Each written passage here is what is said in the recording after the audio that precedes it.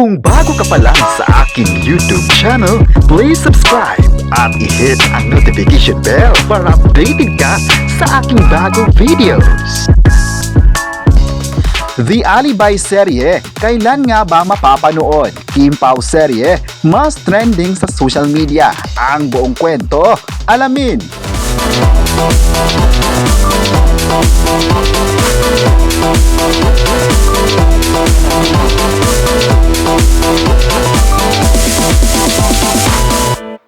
Ngayong hapon, painit ng painit ang mga pasabog na balita dahil nga marami sa ngayon na naghihintay ng tamang oras kung kailan nga ba ipapalabas ang The Alibay serye sa ABS-CBN.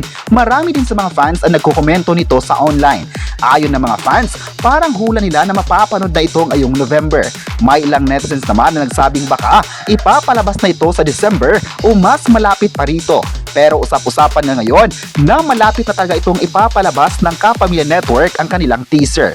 Ayon sa ilang insider, planong ilalabas na ang teaser ng nasabing serye by September at sisimulan na ang pagpapalabas ng unang episodes. May mga nagsabi naman na posibleng ipapalabas ang teaser sa September 2nd week at by end of month, magsisimula na raw ang nasabing serye. Ito ay usap-usapan pa lang sa mundo ng showbiz pero wala pang kumpirmasyon ng Dreamscape Entertainment kung kailan nga ba ang final date at full details na nasabing teleserye. Well, if meron naman ay ipagpaalam ito ng buong team sa publiko sa pamamagitan ng isang anunsyo.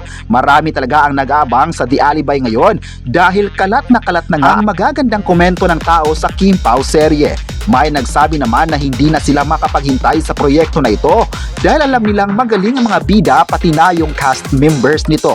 Tudo paghahanda na ang lahat para sa nalalapit na pagsisimula nito sa TV screen.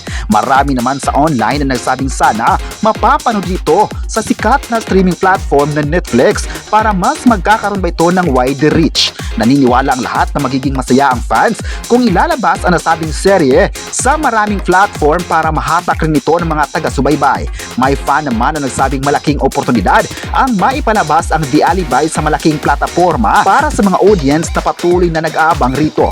Pero marami naman na naniniwalang kahit hindi ipapalabas ito sa Netflix ay talagang malakas naman talaga ang mga shows ng ABS-CBN. Kaya marami ang naniniwalang marami pang mag-aabang sa Kim Pao serye dahil bigatin ng mga artista. Sana raw marami pang ilalatag na mga proyekto sa sikat na actors ng henerasyon. Expected naman ang lahat na pagkakatiwalaan sina Kim Chiu at Paolo Avellino ng mga producers dahil nakita nila ang galing ito sa acting at maging sa mga proyekto na kailang ginawa. Kayo, ano ang masabi nyo na pinag-usapan ng mga fans kung kailan ipapalabas ang The Alibay? I-comment na kung excited ka na ba kung kailan ipapalabas ito at huwag kalimutang i-subscribe ang ating YouTube channel.